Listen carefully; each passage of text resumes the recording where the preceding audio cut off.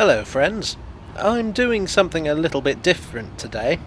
Recently, well actually probably about a month ago by the time this video goes out, I walked the Regent's Canal, and I thought it might be interesting to talk about it. This is actually going to be a very loose two-parter. This video is going to talk about the history of the canal itself, and the other will talk about interesting things to see alongside it, because there are a lot, and I really couldn't figure out how to tell both stories without making this video unbelievably long.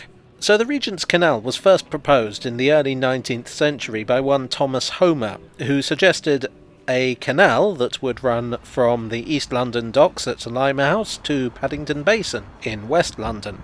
At Paddington Basin it would connect with the Grand Junction Canal. At Limehouse there would be a basin big enough to take ships. En route the canal would pass through many different areas of London, from the industrial east to the leafy west. The potential goods traffic was enormous. You must bear in mind that this was before the railways were well established. The Grand Junction Company were enthusiastic about Homer's proposal. Homer was actually on their board. But not everyone was.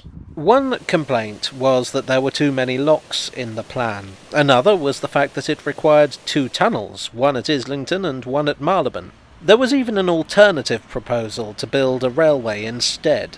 One perhaps surprising supporter was John Nash, who was laying out Marylebone Park and thought the canal would add some scenic beauty to the design. In fact, it was Nash who approached the Prince Regent for authorization to use his title. Landowners objected, as landowners do to such things. One of the biggest objectors was one William Agar, who owned a lot of land in the west. He first complained to the managing committee that 5 men had shown up and trashed the place while they were staking out the route of the canal, and he demanded compensation. It transpired that 1. Absolutely minimal damage and disturbance had been caused. 2. The only person on site was the canal's engineer, James Morgan. And 3. Agar had actually agreed in writing to let Morgan do it, and had let him in. Agar became a persistent thorn in the canal's side. First he took out an injunction to prevent construction going ahead on the grounds that the company weren't authorised to cut through his land. This was struck down by the Lord Chancellor. In 1815 he had his servants block the canal navvies from coming through and had the engineering team arrested for trespass, which was pretty rich given that the canal company actually owned the land by this point. He even took one of the canal's employees to court for damaging his crops. Said employee, James Cochrane, was actually there to value the crops and therefore determine how much compensation the company owed Agar. In general, Agar was quite a philanthropic and well-liked individual, but he was a real pain in the backside over the canal. In fact, once settlement was reached, the Bishop of London complained that they shouldn't be giving him any money at all. They did pay out in the end, but this was yet another delay. Building the canal was a slow process, and not just because of negotiations with landowners. There was something of a vicious circle going on.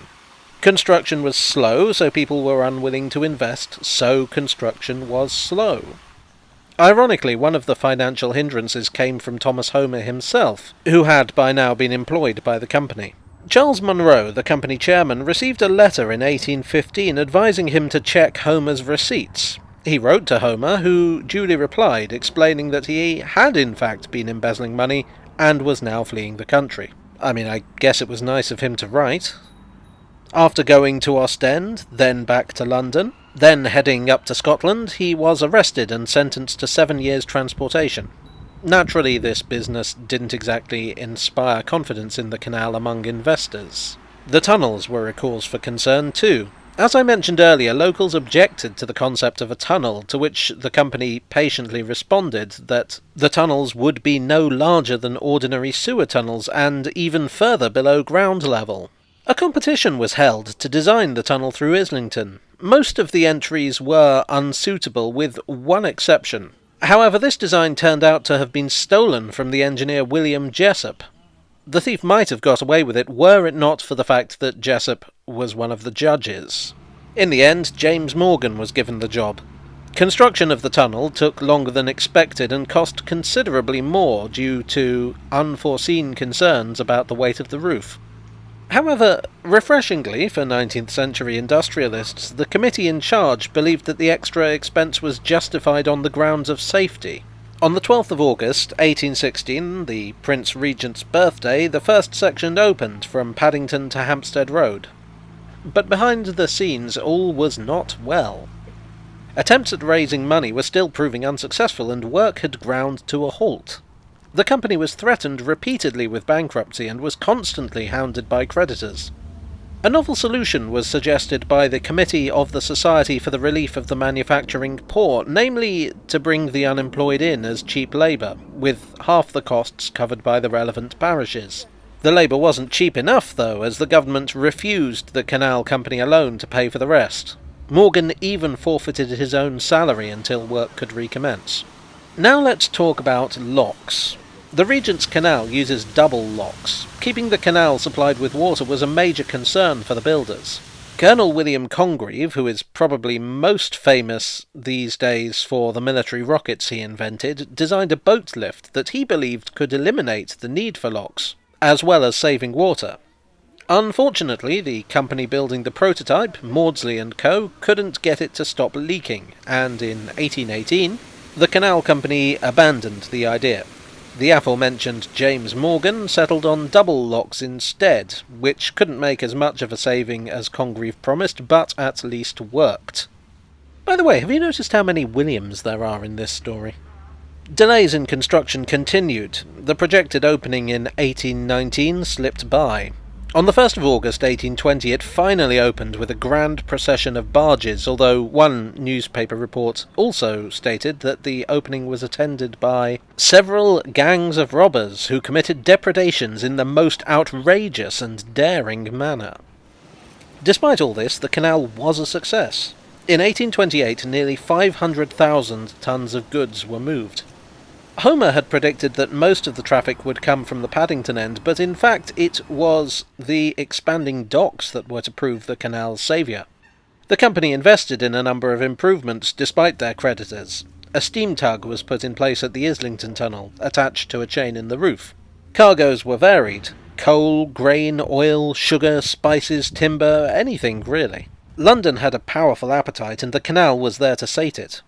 There are still many former industrial premises sited along the canal that were served by boats and barges. In 1830, the Hertford Union Canal, or Duckett's Cut, was opened to link the Regent's Canal at Mile End with the River Lee navigation.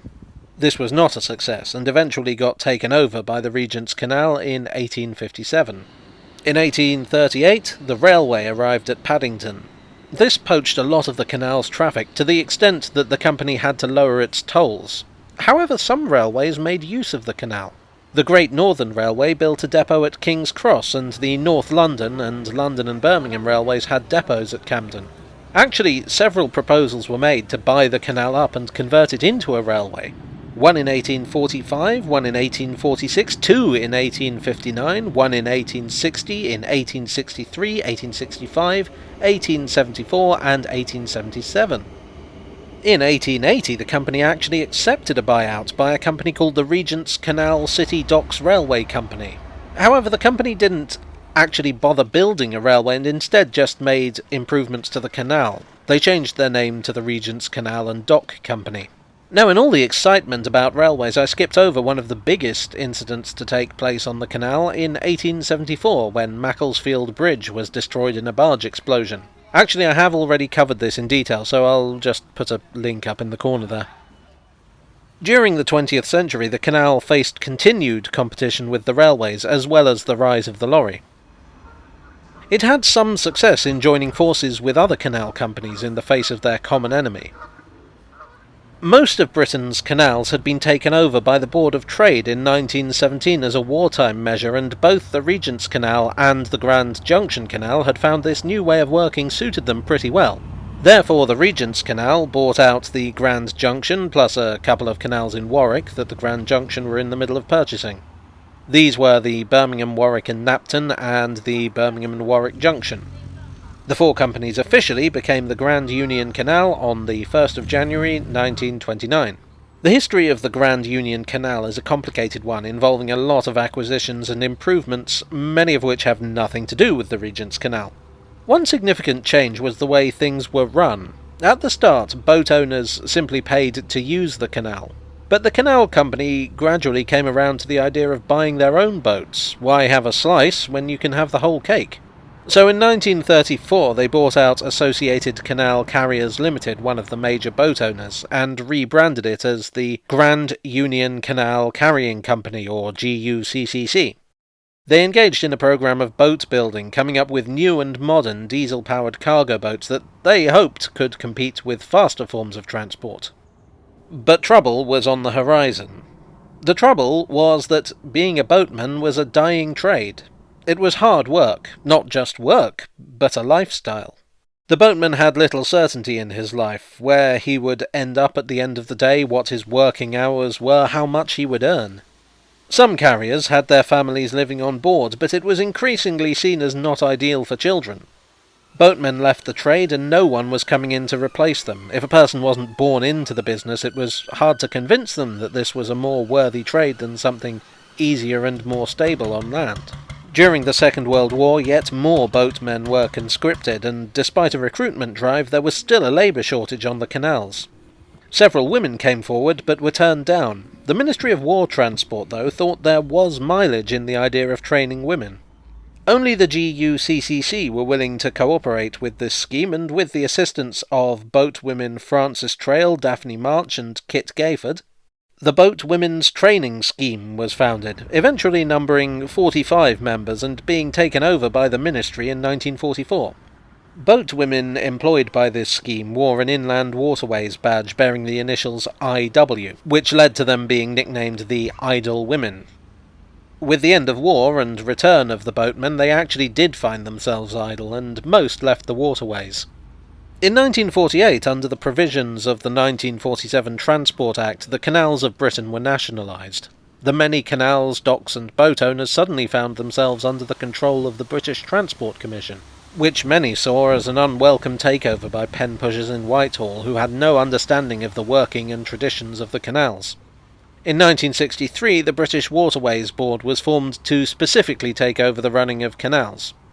They sold off most of their cargo boats until by the 1970s there was only a handful left. There just wasn't the trade to justify them. But a new kind of canal trade was on the rise. Leisure travel on the canals was nothing new, but in 1944 it received a shot in the arm in the form of a book.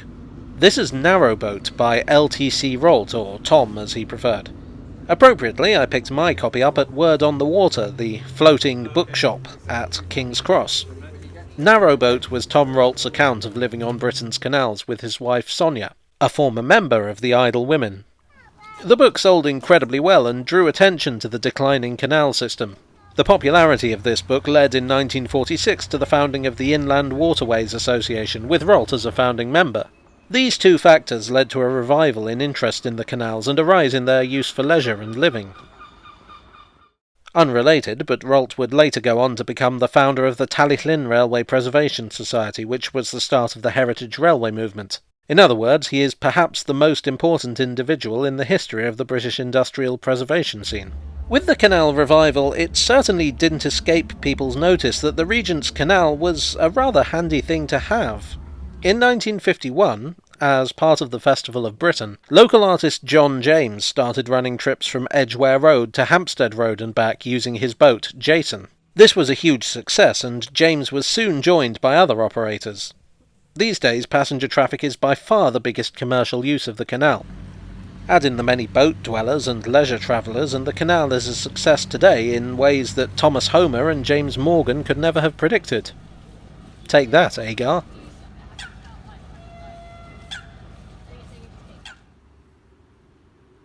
Hello all, I hope you enjoyed this video. If so, I would be most grateful if you would drift serenely over to the like button and perhaps cruise to the subscribe button for more content like this. As I say, I am planning a second video at some point that's going to be more of a sort of casual guide to the route and talk about the interesting things along it that just aren't anything to do with the canal itself.